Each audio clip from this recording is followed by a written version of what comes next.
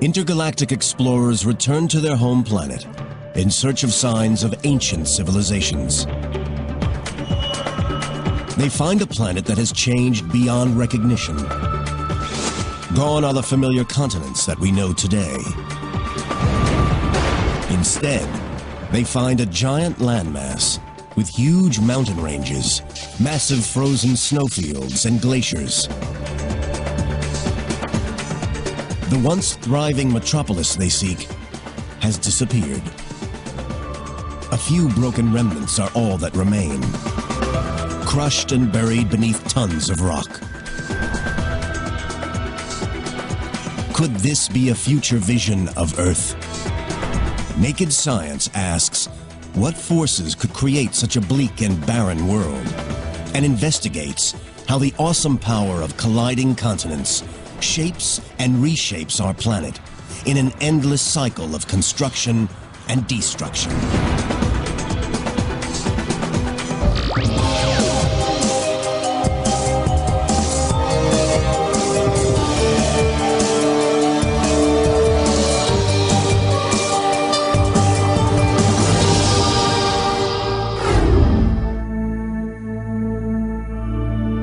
Our world, the Earth.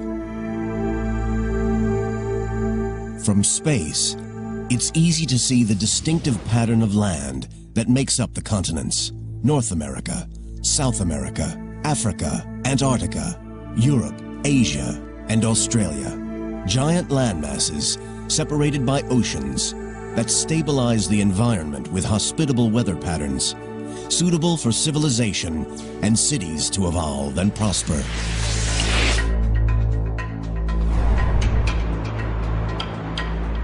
Now imagine our planet ravaged by storm force winds, subjected to extremes of temperature, giant freezes, heat waves, and droughts.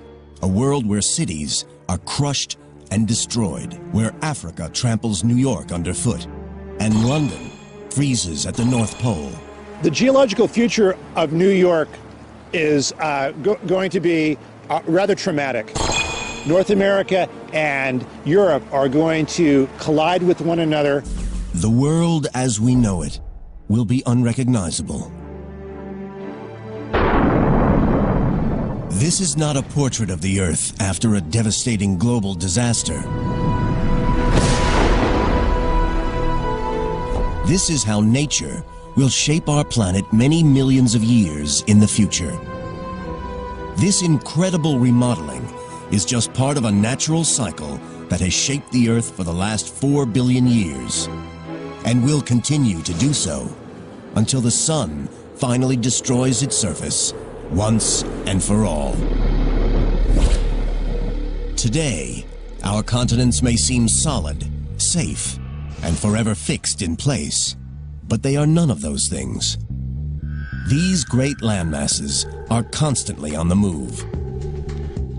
Speed up the last few billion years, and one can see the continents sailing across the globe. Powerful forces deep within the planet rip the continents apart and then smash them together in an ever-changing cycle of death and rebirth. Oceans disappear, mountains crumble, and rise again. Landmasses form and reform. Colliding continents are the mightiest force on Earth. When we look at the history of planet Earth, we see that it is full of change. Change is part of nature, and this change continues today and will continue into the future.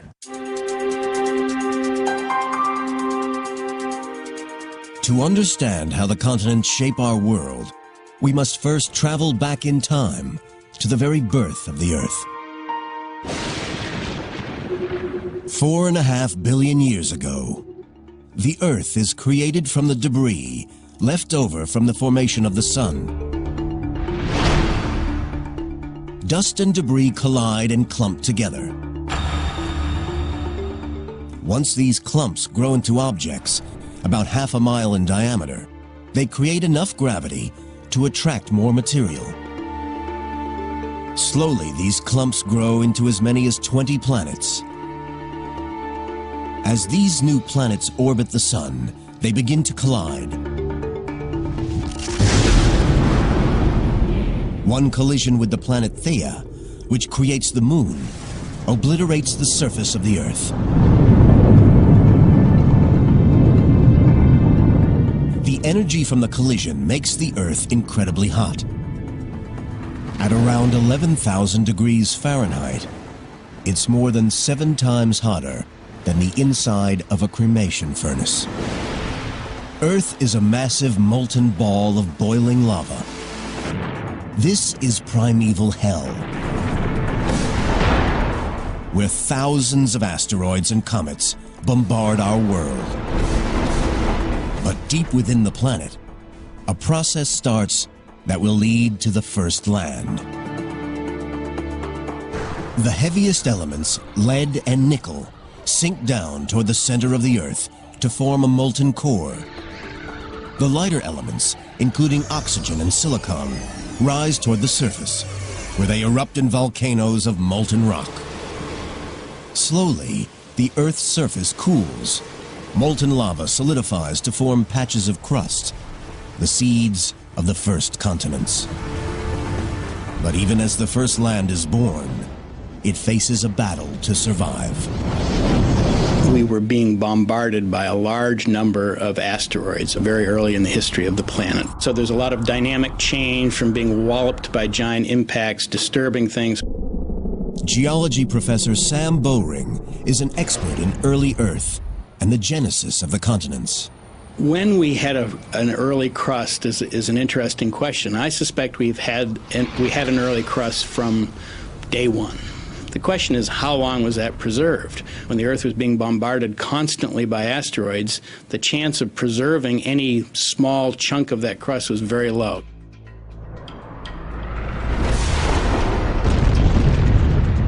The relentless bombardment destroys the new planet's crust almost as soon as it forms. This recycling of the surface continues for many millions of years. But as the flux of asteroids began to wane, and as the Earth matured a little bit, I suspect the early crust lasted a little bit longer. Eventually, the barrage from asteroid impact slows down. The surface of the Earth continues to cool. But the Earth is missing one vital ingredient: oceans. Where Earth got its water has been a controversial topic over the years. I think most people now think that many meteoritic bodies actually contain quite a lot of water. Water carried by meteors and asteroids may form the oceans that surround the first continents. The Earth, 4.4 billion years ago. Our planet is now 150 million years old, and the first primitive landmasses have formed. They are not like the 7 instantly recognizable continents of today. They are just small rafts of rock floating on the mantle. But now a type of rock appears on the Earth's surface that will form the nucleus of future continents. A rock buoyant enough not to sink into the bowels of the Earth. Granite. In South Africa, in the Kaapvaal region southwest of Johannesburg, geologists examine ancient granite that has survived the ravages of time. These are the ancient remains of what some people consider to be the first true continent. We're looking at the relics, the remnants of the first continental nuclei. This is one of the oldest, but certainly the best preserved continental nucleus in the world.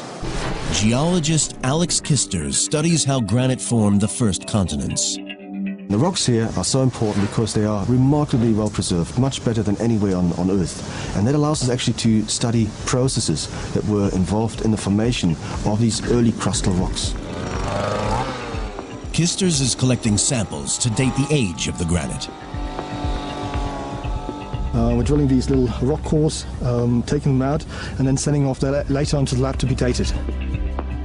Dating rocks is a complex process because over long periods of time, the minerals can break down and reform into new rocks. Scientists look for an ingredient of rock that is tough enough to withstand the test of time. The answer is zircon, a crystal that is made inside molten rock as it solidifies. Even if the rock is destroyed, the zircons are durable enough to survive. Zircon is an incredibly interesting mineral, and it incorporates uranium and excludes lead, and that sets us up to have basically nature's time capsule. To illustrate this process, imagine that this hourglass is a newly formed zircon crystal. Sand in the top represents uranium. The sand in the bottom represents lead. Over millions of years, the uranium in the zircon turns into lead. Measuring the relative proportions of sand in the top and bottom of the glass reveals how much time has passed. Uranium's relentless decay into lead gives us a natural clock.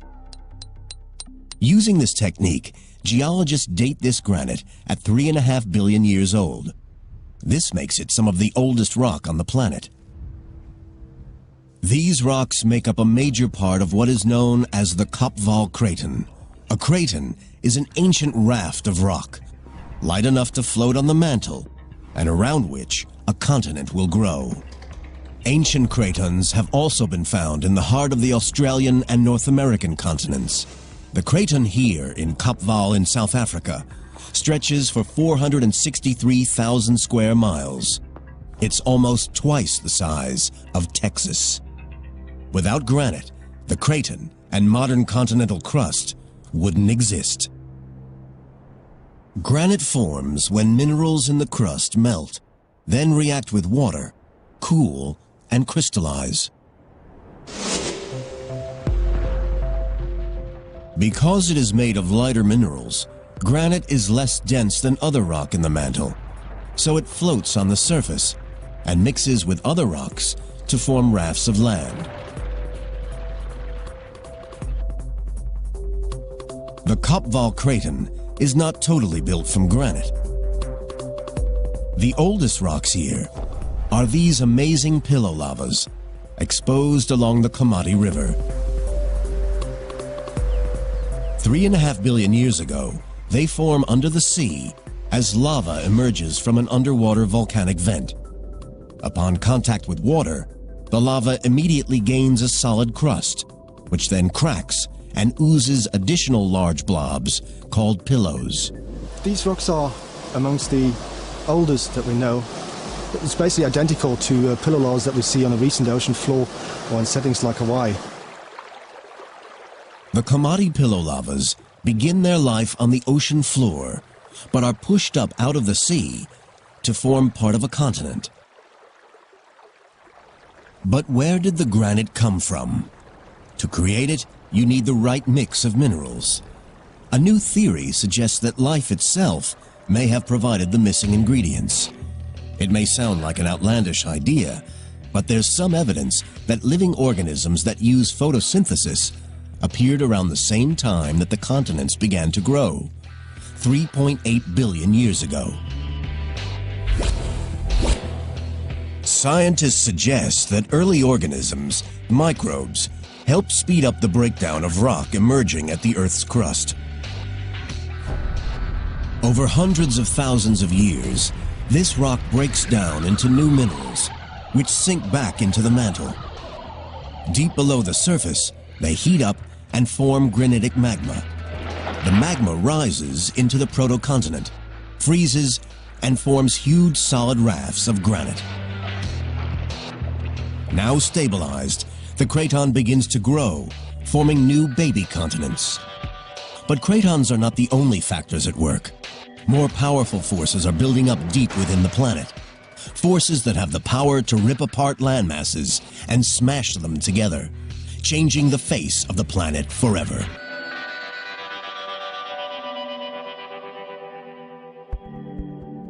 Four and a half billion years ago, the Earth forms.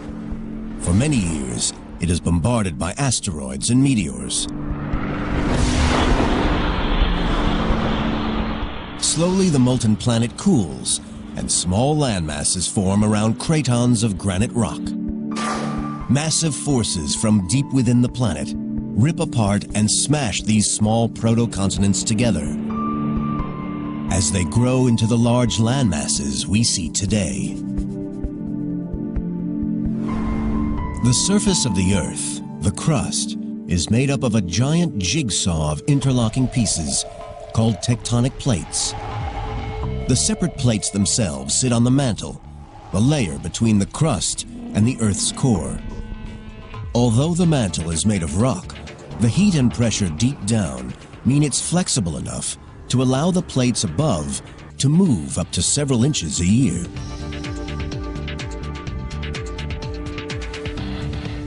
Evidence for the theory of continental drift was first proposed in 1912 by German scientist Alfred Wegener. He noticed that identical fossils were discovered oceans away from each other. Paleontologist Professor Mark McMenamin of Mount Holyoke College in Massachusetts is an expert in fossil records. Wegener noted that a freshwater organism cannot cross a salty sea. And so if you find the fossils of a freshwater organism or a land creature on two continents that are now greatly separated by distance, they must once have been closer together. By identifying like fossils on different continents, scientists can map which continents were joined in the past. The fossil distributions will tell us where fossils occur and how the continents must have been juxtaposed. Fossils that are identical but occurring in very different parts of the world imply that the continents have drifted. When he first proposed his theory of continental drift, Wegener was laughed at. The idea that continents could actually move was considered preposterous. The problem was, he didn't know how the continents moved. The missing mechanism wasn't discovered until the 1960s. Plate tectonics is powered by heat. Plate tectonics is being largely driven by the fact that the interior of the Earth is much hotter than the surface. The temperature at the center of the core is 10,000 degrees Fahrenheit. It's as hot as the outer parts of the sun. Much of the heat is left over from the collisions and massive bombardment during the early days of the Earth. The rest comes from radioactive decay of heavy elements in the core. Heat escaping from the core creates convection currents in the next layer of the Earth, the mantle. The process is like a lava lamp, where heat from the bulb at the bottom creates convection currents in the oil, pushing the synthetic lava upward. The heat melts part of the mantle and sends plumes of magma, molten rock, rising to the surface. It rises between cracks in the plates, creating new rock that pushes the plates apart. I think that plate tectonics is virtually inescapable on this planet. It's an exceedingly efficient way to cool the interior of the Earth. This formation of new rock splits apart and separates the plates and the continents sitting on them.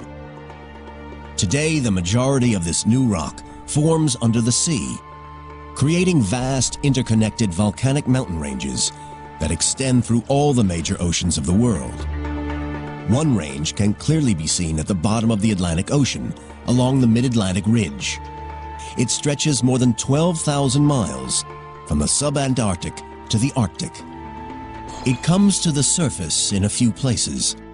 Iceland was created from volcanic lava, bubbling up at the junction between the North American and Eurasian plates. It's one of the few places on Earth that one can actually see continents being pushed apart. We are watching here geological structures that you cannot really watch anywhere else. It's like a big textbook of geology. This is where the Earth's crust is being made. Paul Einarsson, professor of geophysics at the University of Iceland, monitors the mid-ocean ridge where the continental plates are splitting apart. The ridge in Iceland is almost 3 miles wide. On one side is the North American plate, on the other side, the Eurasian plate. The rift here grows as new rock forms at its center, pushing North America and Europe away from each other. The Atlantic Ocean widens, and the two continents drift apart. Eventually, the Atlantic could become as big as the Pacific.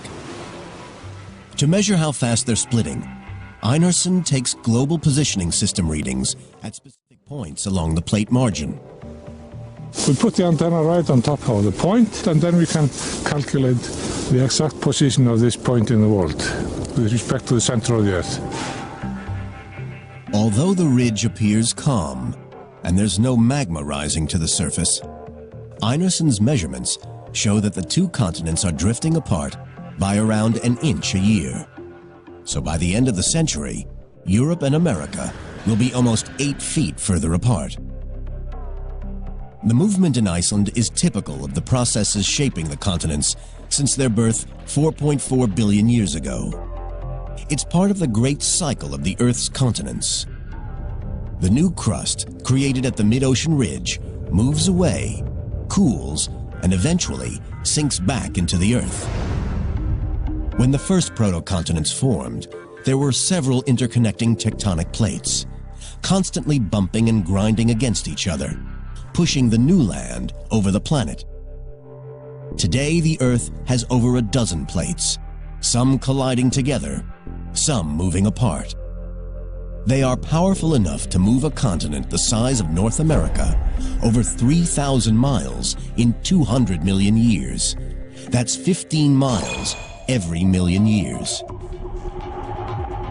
The Earth, 3.4 billion years ago, and plate tectonics pushes the proto-continents together. They combine to form ever larger tracts of land. Scientists suggest that cratons combine with other cratons to form a supercontinent, a huge continuous stretch of land. It's called Valbara. Scientists are unsure of its exact shape or size, as only a few pieces, like the craton in South Africa, still remain. But Valbara's days are numbered. A rising plume of heat is growing beneath it. It's about to rip the world's first supercontinent into pieces.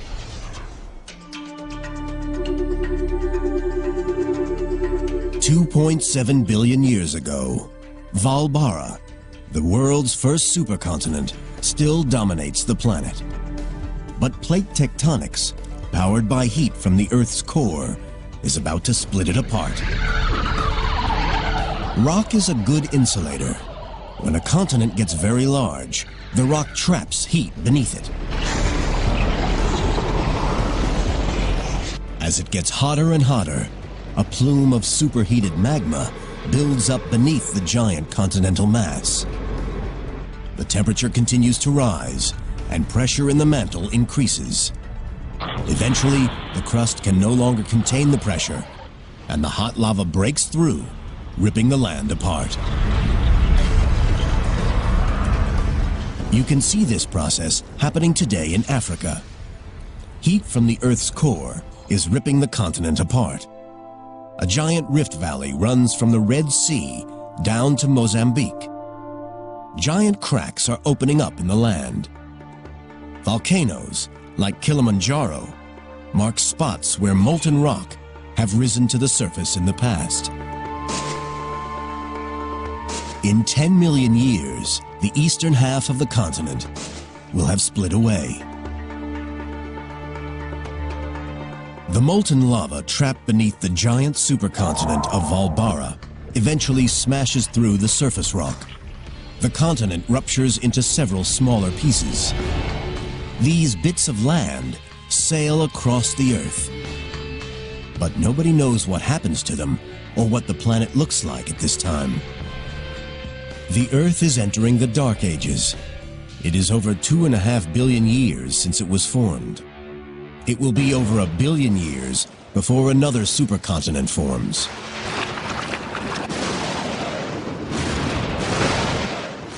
The Earth is entering a deadly cycle of destruction and rebirth. The theory of continental drift suggests that we go through cyclic phases of continental dispersion and then continental collision. And the continents then seem to move apart from one another and then collide with one another over a maybe 100 million year or more time scale. When a large continent splits apart, the separate pieces travel away from each other, pushed by the creation of new land at the ridge between plates.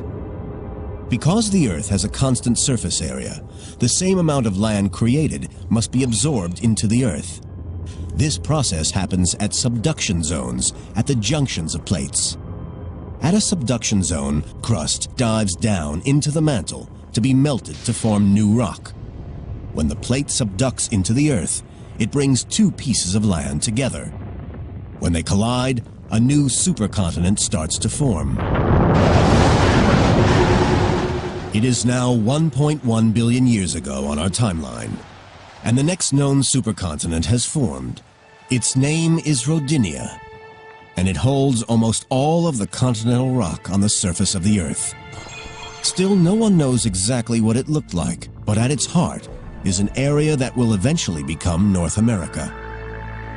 350 million years later, the cycle of annihilation and creation starts again as the buildup of heat beneath the surface of the Earth tears Rodinia apart. When Rodinia splits, it forms several smaller continents that for millions of years drift apart and then drift back together again to form Gondwana, a supercontinent in the southern hemisphere. Eventually, after several 100 million years, Gondwana slowly splits apart. Plate tectonics pushed the land back together to create the world's last supercontinent. It's a huge landmass known as Pangaea. All the continents we know today are here, joined together. Geologists are able to plot the continents' relative positions because 350 million years ago, there are numerous species on Earth, each living in distinct regions. This specimen that I have right here is the first trilobite that was ever described from what is now the United States. It is exactly the same type of trilobite that occurs on the other side of the Atlantic Ocean in North Africa. So we know then that the trilobites in the old and new worlds must have been close together because they're so closely related. The fossil records show that North America and Europe rest next to one another. The land where New York now sits is next to Morocco in North Africa. The Atlantic Ocean does not exist. The east coast of South America nestles against the western coast of Africa, while Australia, India, and Antarctica are joined to the southeast of Africa. If we want to look at a picture of the world 250 million years ago, we're going to look at a world in which a four-footed creature could walk from one end of this landmass to the other. Are yet to form. They will emerge out of one of the biggest battles in nature, the battle between colliding continents.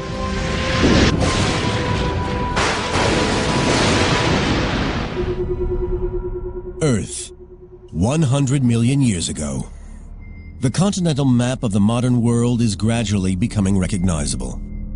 But a battle is still raging between the continents that will change the face of our world forever and create some of the most extraordinary geological features on the planet.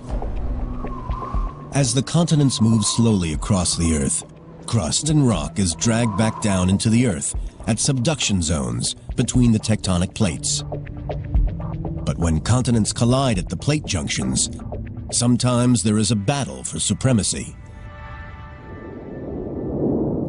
If neither plate will submit and drop down to be consumed by the mantle, then both the continents slowly smash and grind into each other.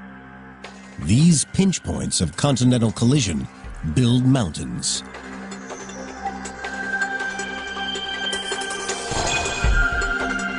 The Alps are the largest mountain range in Europe. Higher than the Rockies, the Alps stretch from France in the west through Italy, Switzerland, and Austria to Slovenia in the east. Their formation is a direct result of a continental collision between Africa and Europe. The story of the Alps begins when the African plate breaks away from the South American plate. It starts moving toward Europe. Without the plate movement, there wouldn't be any mountain on this planet.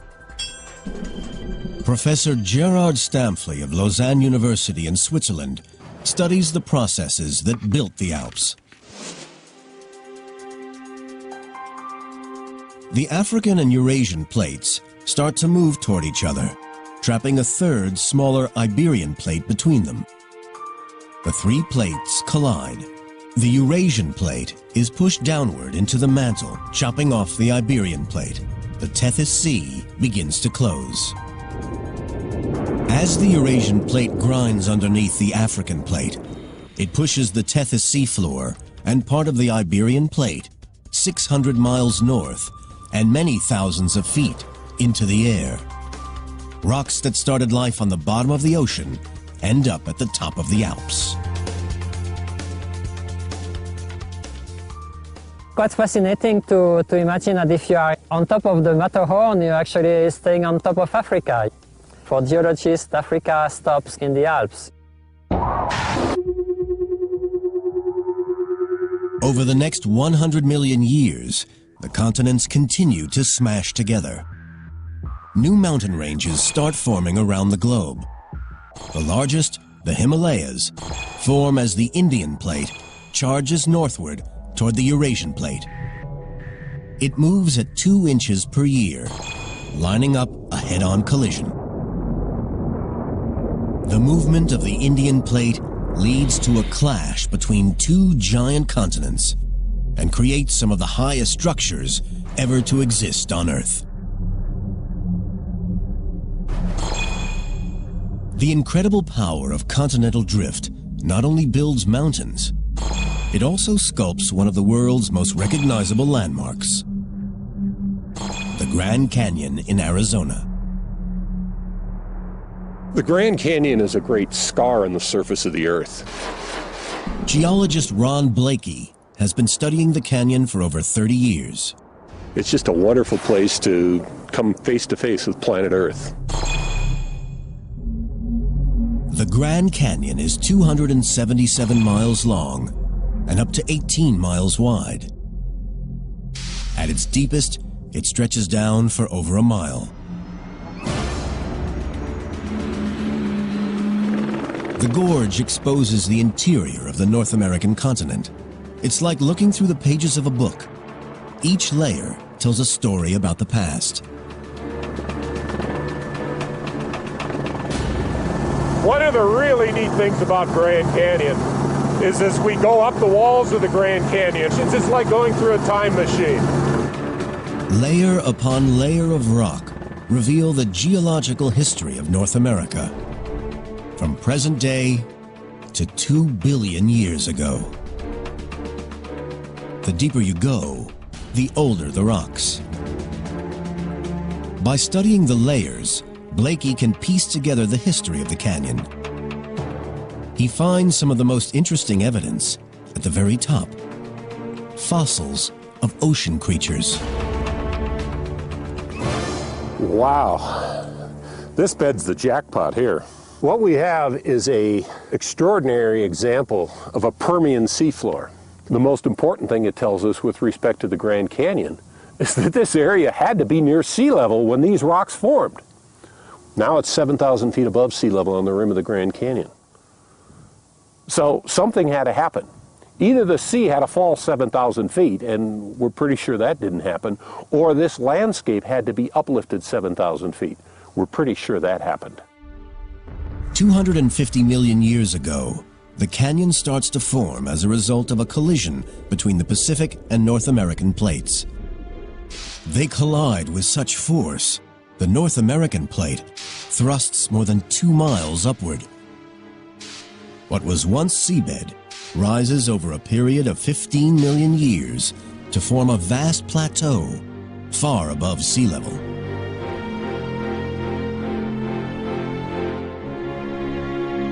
It stays that way for millions of years until it is transformed by water erosion.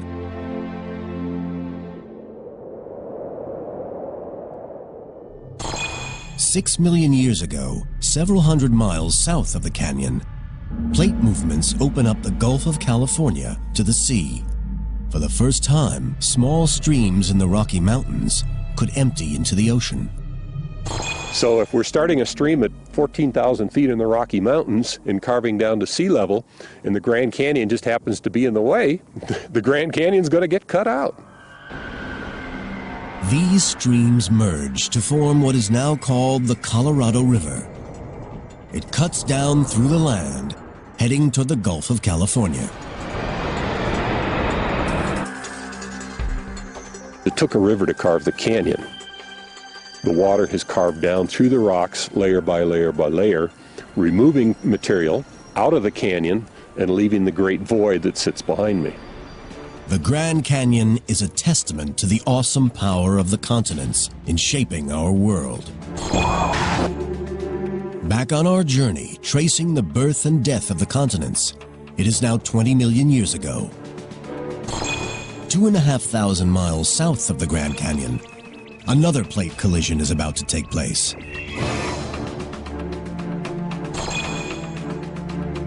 The map of the modern world is almost complete.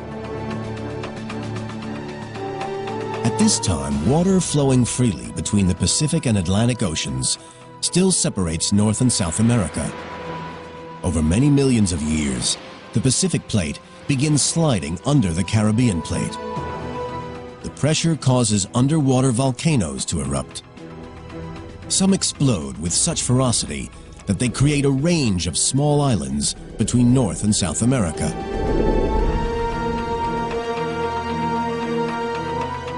Over the next 17 million years, ocean currents deposit. A view from space reveals Earth's continents as we know them today. There are 7 in total, but some are separated by a political divide rather than a geographical one. Africa-Eurasia is a supercontinent comprising of Africa, Europe, and Asia. It stretches from the Siberian Plateau in Russia to the Cape of Good Hope in South Africa. A spectacular route across 3 continents, incorporating dramatic climate change, vivid scenery, and diverse cultures. However, Africa-Eurasia isn't the only supercontinent on the planet. Because the Panama Isthmus links North and South America together, they too can be thought of as one vast landmass. And if the Bering Strait between Russia and Alaska were to freeze over, it would be possible to walk from Cape Horn in South America to the Cape of Good Hope in South Africa. A journey of around 25,000 miles. But this won't always be possible, for powerful forces deep below the surface continue to send the continents hurtling across the globe. A process that started at their birth 4.4 billion years ago, and one which will continue long into their future. What we're observing at the moment is only a snapshot of the Earth's global cycle that has been undergone for the last 4.5 billion years probably, and will be undergoing, even if we're not around anymore.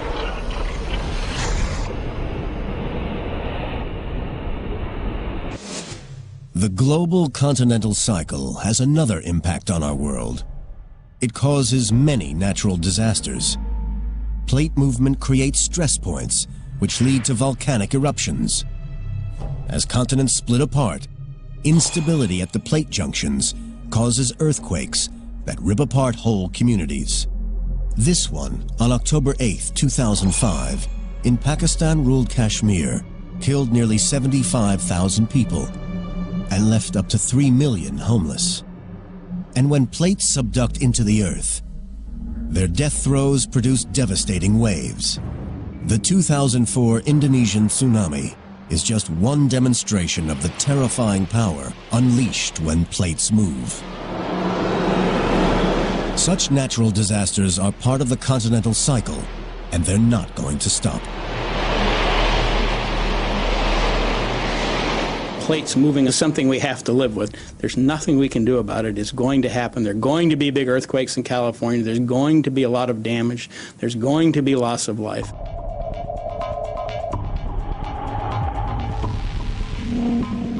In recent years, it seems as though natural disasters, powered by the movement of the continents, have been on the rise. But what we are witnessing is an increase in awareness, rather than an increase in the number or severity of natural disasters. I think what we're really seeing here is a very raised consciousness of the public. With instant communication abilities, much more publicity is given to volcanic eruptions and earthquakes. We are observers to only a very short period of the life of the Earth. If we could monitor earthquakes and volcanic activity caused by plate movements over millions of years, we would see a very different picture. When you look at something over 10 years, you might have 10 major earthquakes. The next 10 years, you might not have any, but that's not significant. It just is related to the short period of time that you're making the observation at. When you start looking at hundreds, thousands, and millions of years, all that averages out. It's impossible to predict exactly when the next disaster will occur. But it is possible to predict where it will happen.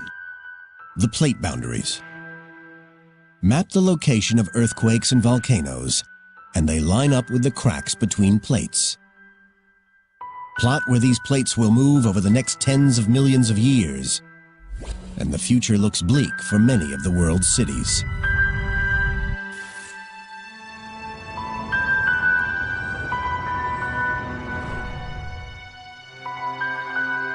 So what will our world look like in the future?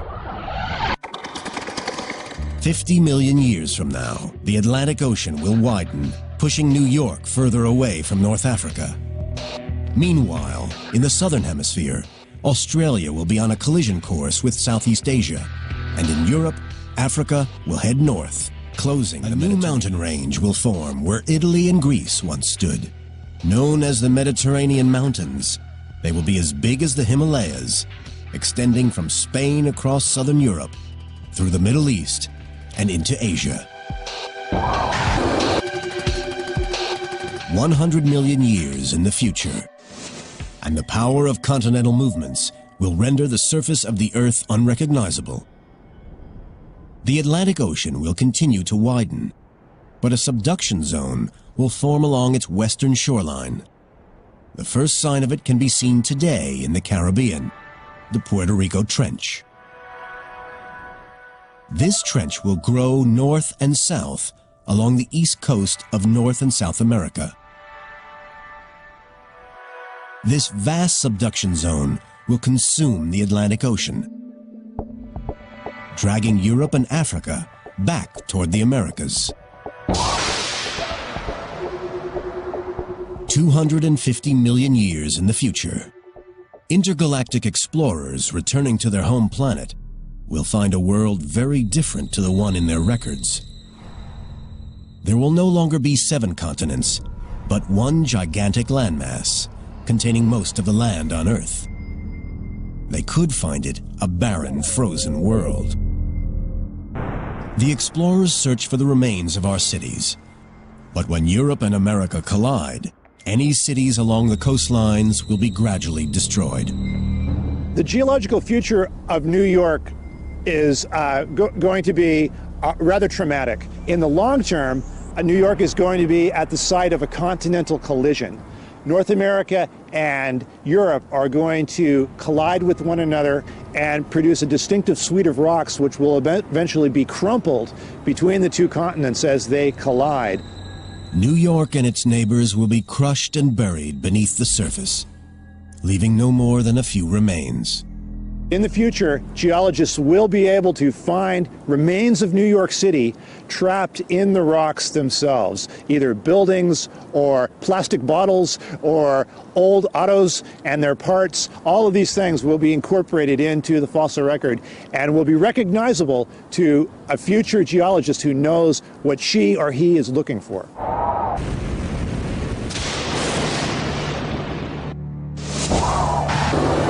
Because of its similarities to past supercontinents, this future landmass is called Pangaea Ultima, the final Pangaea.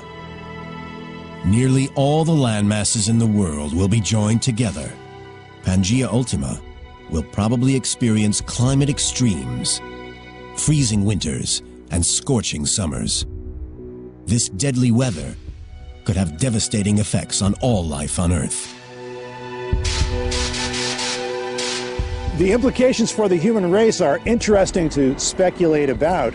Certainly, the disposition of the continents over time will affect Earth's climate, and that will in turn have an influence on which organisms survive, which go extinct, and could be a factor in future mass extinctions. The world we know is inching slowly toward its own destruction. The processes that shape the surface of the Earth are never going to change. We're going to have earthquakes, we're going to have volcanoes, we're going to have tsunamis and hurricanes, regardless of whether humans inhabit the planet. And so the planet will always be here, probably. Plate tectonics will operate for the foreseeable few 100 million years. The question is whether humans will be here to witness it or not. But even Pangea Ultima might not be the end of the story. The forces that created it may eventually rip it apart and start the cycle of death and rebirth again. But by then, the impact of colliding continents could have been too much for our species. With our cities destroyed and the climate severe, we may have already left our planet in search of a safer home.